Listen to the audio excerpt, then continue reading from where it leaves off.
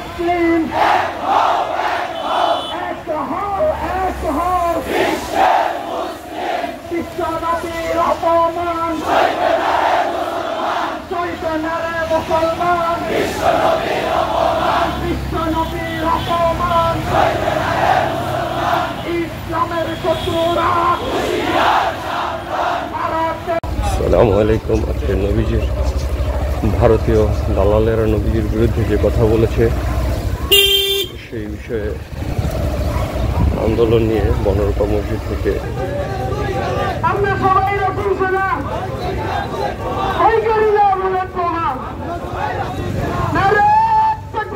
আল্লাহু আকবার, আল্লাহু আকবার, আল্লাহু আকবার।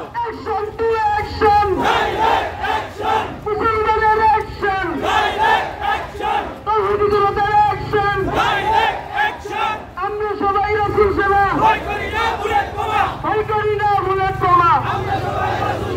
ইসলামের শত্রুরা হুঁশিয়ার সাবধান কাফেরদের দুই গেলে জুতা মারা তালে তালে নবীর দুশমনের দুই গেলে জুতা মারা তালে তালে অ্যাকশন টু অ্যাকশন মুসলমানের অ্যাকশন তৌহিদি জনতার অ্যাকশন সাবিলুনা আল জিহাদ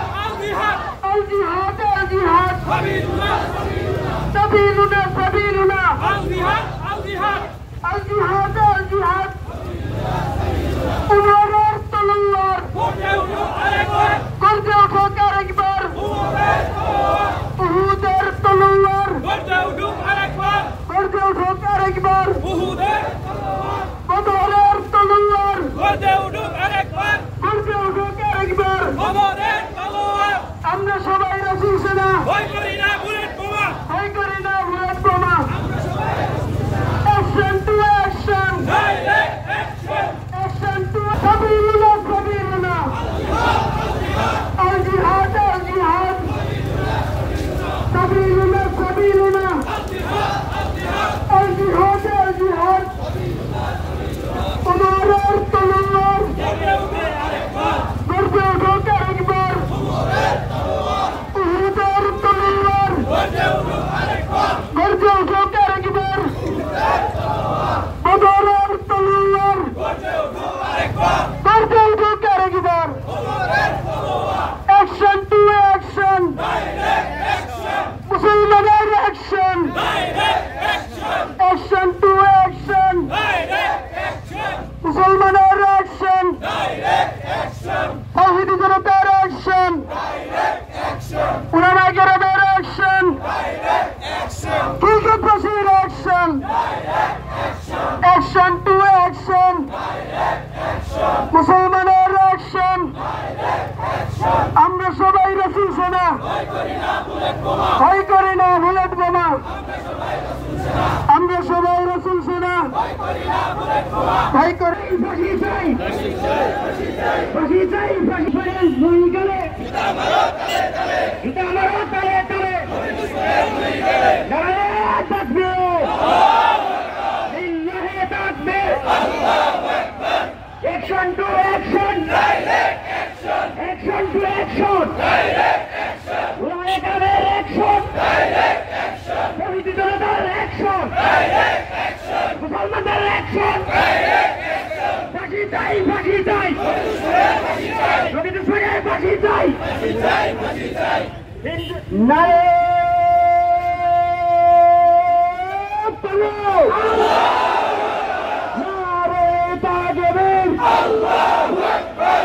মদিনা থেকে হাজার মাইল দূরে বাংলার জমিনে নবীর আশিকরা নবীর উপর ইজ্জতের উপর আঘাত আসলে ঘরে বসে থাকতে পারে না, মসজিদও থাকে না, তারা ময়দানে ঝাঁপিয়ে পড়ে, প্রতিশোধ নেওয়া পর্যন্ত জমিনের থেকে উঠবে না। ওই হিন্দুত্ববাদী, ওই হিন্দু দুশ্মনরা, নবীর দুশ্মনরা আজ নবীর উপরে একের পর এক আঘাত আনছে। এর প্রতিবাদ শুধু নয়, এর প্রতিশোধ আমরা চাই ইনশাআল্লাহ।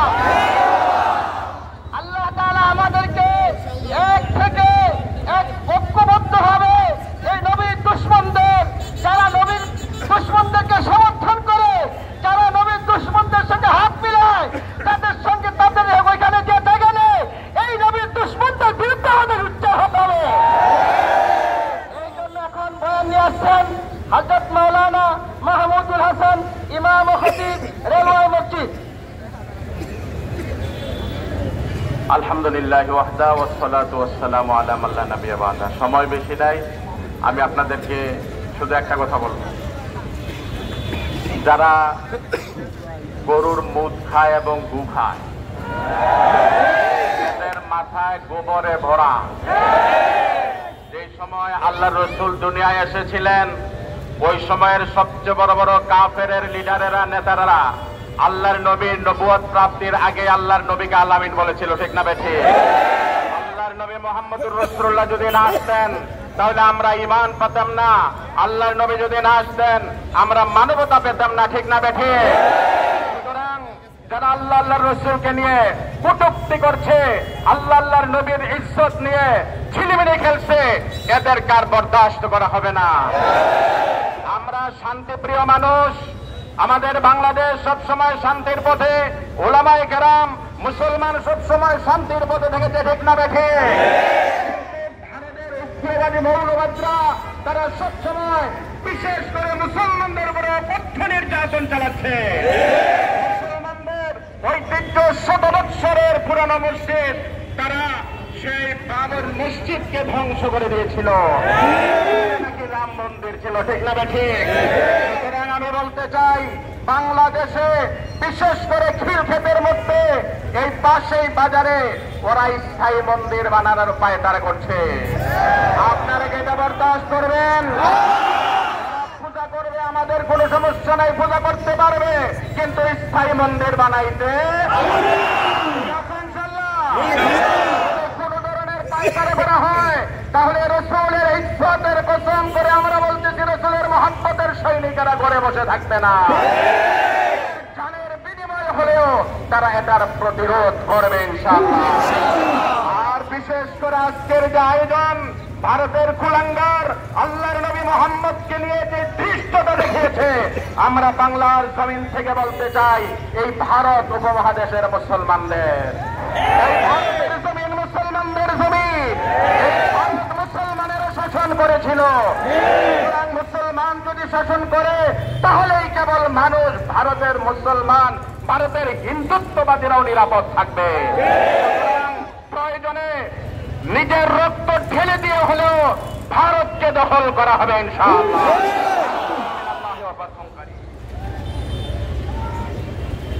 এখন আমাদের সামনে গুরুত্বপূর্ণ বক্তব্য নিয়ে আসছেন খিলক্ষেত কেন্দ্রীয় মসজিদের সম্মানিত খতিব হযরত মাওলানা মুফতি শামসুল আবরার তামিমি সাহেব। নাহমাদুহু ওয়া নুসাল্লি আলা রাসূলিহিল কারীম, আম্মা বাদ।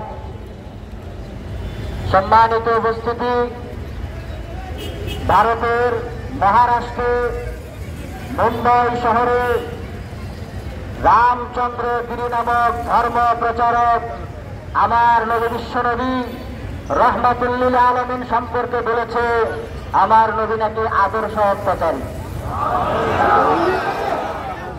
আমার নবীকে অত্যাচারী বলে সে প্রমাণ করে দিল ও নিজেই অত্যাচারী, হিন্দুরা নিজেরাই অত্যাচারী। কারণ এই ভারত উপমহাদেশে মোগলরা 800 বছর শাসন করেছিল। এই 800 বছরে মোগলদের শাসনামলে, সুলতানের শাসনামলে একটা মন্দিরও ভাঙা হয় নাই, একটা হিন্দুর উপরে নির্যাতন করা হয় নাই। কিন্তু যেই মাত্র বিজেপি ক্ষমতায় আসলো, আসার সঙ্গে সঙ্গে আপনার পরিচিত মোগলদের সম্রাট বাবরের নামে যে বাবরি মসজিদ, সেই বাবরি মসজিদকে ভেঙে তারা সেখানে রাম মন্দির স্থাপন করেছে। আমরা যদি এর প্রতিশোধ নিতাম তাহলে বাংলাদেশের প্রত্যেকটা মন্দিরকে ভেঙে সেখানে আমরা মসজিদ বানিয়ে নিতাম। আমরা সেটা করিনি, আমরা এদেশের হিন্দুদেরকে জামায়া করে রেখেছি। এরপরও তারা পারিবারিক দ্বন্দ্ব, সামাজিক দ্বন্দ্ব, রাজনৈতিক দ্বন্দ্বগুলোকে সাম্প্রদায়িক দ্বন্দ্ব হিসেবে ভারতের বিজেপি সরকারের কাছে উপস্থাপন করে আমাদের বাংলাদেশের সাম্প্রদায়িক সম্প্রীতিকে বিনষ্ট করার কায়দা করছে। এরা আমাদের মসজিদগুলো ধ্বংস করে ধ্বংস হয় না, আজকে এরা বাংলাদেশকে নিয়ে ষড়যন্ত্র করছে, বাংলাদেশ দখলের কায়দা করছে। আমরা সুস্থ ভাষায় জানিয়ে দিতে চাই, আসো বাংলাদেশ দখল করতে আসো, সেখানে গিয়ে তো আমরা তোমাদেরকে শেষ করতে পারবো না, জিহাদ করতে পারবো না। বাংলাদেশে আসো,